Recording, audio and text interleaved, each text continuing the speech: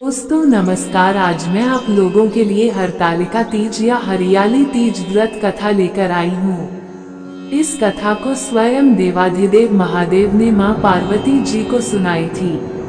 हरतालिका तीज व्रत के समय इस कहानी को सुनने से बहुत ही ज्यादा सौभाग्य की प्राप्ति होती है। तो दोस्तों, हरतालिका तीज व्रत कथा शुरू करने से पहले दोस्तों, यदि आप अभी तक चैनल को सब्सक्राइब नहीं किए हैं तो कृपया सबसे पहले चैनल को सब्सक्राइब कर लीजिए, जिससे आने वाली सभी धार्मिक कहानियां आपको सबसे पहले मिल जाएंगी। एक बार भगवान शिव ने पार्वती जी को उनके पूर्व जन्म का स्मरण कराने के उद्देश्य से इस व्रत के महत्व की कथा कही थी। श्री भोले शंकर बोले, हे गौरी, पर्वतराज हिमालय पर स्थित गंगा के तट पर तुमने अपनी बाल्यावस्था में 12 वर्षों तक अधोमुखी होकर घोर तप किया था। इतनी अवधि तुमने अन्न न खाकर पेड़ों के सूखे पत्ते चबाकर व्यतीत किए। माघ की विकराल शीतलता में तुमने निरंतर जल में प्रवेश करके तप किया। वैशाख की जला देने वाली गर्मी में तुमने पंचाग्नि से शरीर को तपाया। श्रावण की मूसलाधार वर्षा में खुले आसमान के नीचे बिना अन्न जल ग्रहण किए समय व्यतीत किया। तुम्हारे पिता तुम्हारी कष्ट साध्य तपस्या को देखकर बड़े दुखी होते थे। उन्हें बड़ा क्लेश होता था। तब एक दिन तुम्हारी तपस्या तथा पिता के क्लेश को देखकर नारद जी तुम्हारे घर पधारे। तुम्हारे पिता ने हृदय से अतिथि सत्कार करके उनके आने का कारण पूछा।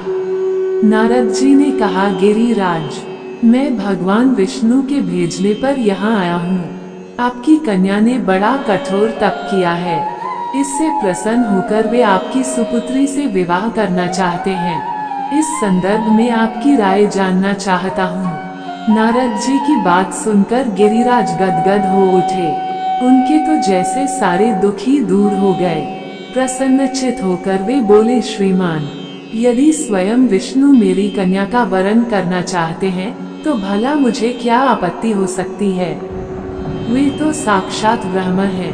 हे महर्षि, ये तो हर पिता की इच्छा होती है कि उसकी पुत्री सुख संपदा से युक्त पति के घर की लक्ष्मी बने। पिता की सार्थकता इसी में है कि पति के घर जाकर उसकी पुत्री पिता के घर से अधिक सुखी रहे। दोस्तों, शंकर जी ने आगे कहा, तुम्हारे पिता की स्वीकृति पाकर नारद जी विष्णु के पास गए और उनसे तुम्हारे ब्याह के निश्चित होने का समाचार सुनाया।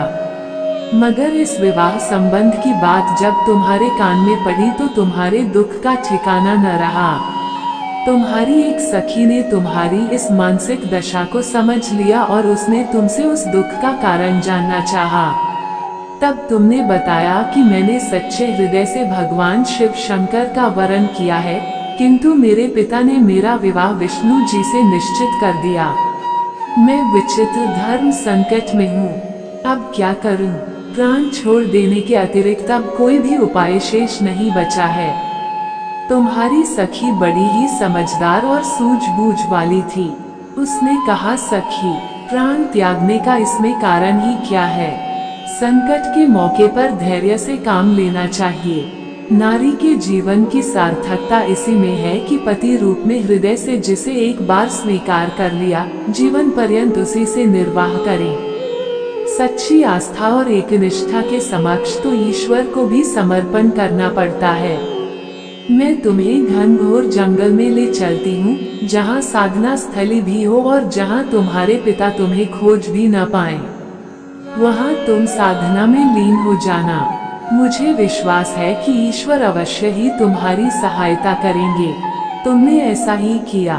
तुम्हारे पिता तुम्हें घर पर न पाकर बड़े दुखी तथा चिंतित हुए। वे सोचने लगे कि तुम जाने कहाँ चली गई।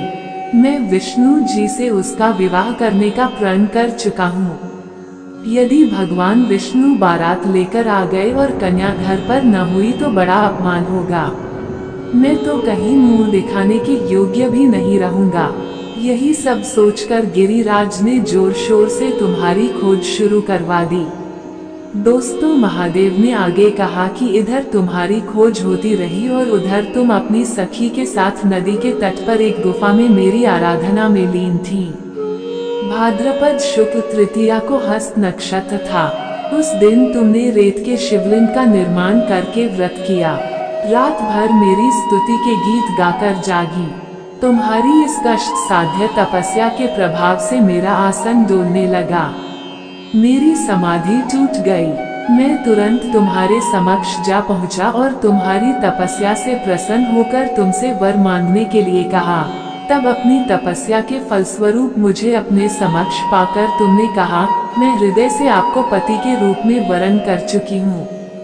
यदि आप सचमुच मेरी तपस्या से प्रसन्न होकर आप यहाँ पधारे हैं, तो मुझे अपनी अर्धांगिनी के रूप में स्वीकार कर लीजिए। तब मैं तथास्तु कहकर कैलाश पर्वत पर लौट आया। प्रातः होते ही तुमने पूजा की समस्त सामग्री को नदी में प्रवाहित करके अपनी सहेली सहित व्रत का पारण किया। उसी समय अपने मित्र बंधु व दरबारियों सहित गिरिराज तुम्हें खोजते खोजते वहां आ पहुँचे और तुम्हारी इस कष्ट साध्य तपस्या का कारण तथा उद्देश्य पूछा। उस समय तुम्हारी दशा को देखकर गिरिराज अत्यधिक दुखी हुए और पीड़ा के कारण उनकी आंखों में आंसू उमड़ आए थे। तुमने उनके आंसू पोंछते हुए विनम्र स्वर में कहा, पिताजी, मैंने अपने जीवन का अधिकांश समय कठोर तपस्या में बिताया है। मेरी इस तपस्या का उद्देश्य केवल यही था कि मैं महादेव को पति के रूप में पाना चाहती थी। आज मैं अपनी तपस्या की कसौटी पर खरी उतर चुकी हूँ, क्योंकि आप मेरा विवाह भगवान विष्णु जी से करने का निर्णय ले चुके थे। इसलिए मैं अपने आराध्य की खोज में घर छोड़कर चली आई। अब मैं आपके साथ इसी शर्त पर घर जाऊंगी कि आप मेरा विवाह विष्णु जी से न करके महादेव जी से करेंगे। गिरिराज मान गए और तुम्हें घर ले गए। कुछ समय के पश्चात शास्त्रोक्त विधि विधान पूर्वक उन्होंने हम दोनों को विवाह सूत्र में बांध दिया। शिव जी ने कहा कि हे पार्वती, भाद्रपद की शुक्ल तृतीया को तुमने मेरी आराधना करके जो व्रत किया था, उसी के फलस्वरूप मेरा तुमसे विवाह हो सका। इसका महत्व यह है कि मैं इस व्रत को करने वाली कुंवारियों को मनोवांछित फल देता हूँ। इसलिए सौभाग्य की इच्छा करने वाली प्रत्येक युवती को यह व्रत पूरी एकनिष्ठा तथा आस्था से करना चाहिए। नमस्कार दोस्तों, उम्मीद करती हूँ हरतालिका तीज व्रत कथा आप लोगों को बहुत पसंद आई होगी। ऐसी ही भगवत कहानियों और धार्मिक जानकारी के लिए चैनल को सब्सक्राइब, लाइक और दोस्तों को भी शेयर कर दीजिए। नमस्कार दोस्तों, सदैव आपके ऊपर तीज माता की कृपा बनी रहे। हर हर महा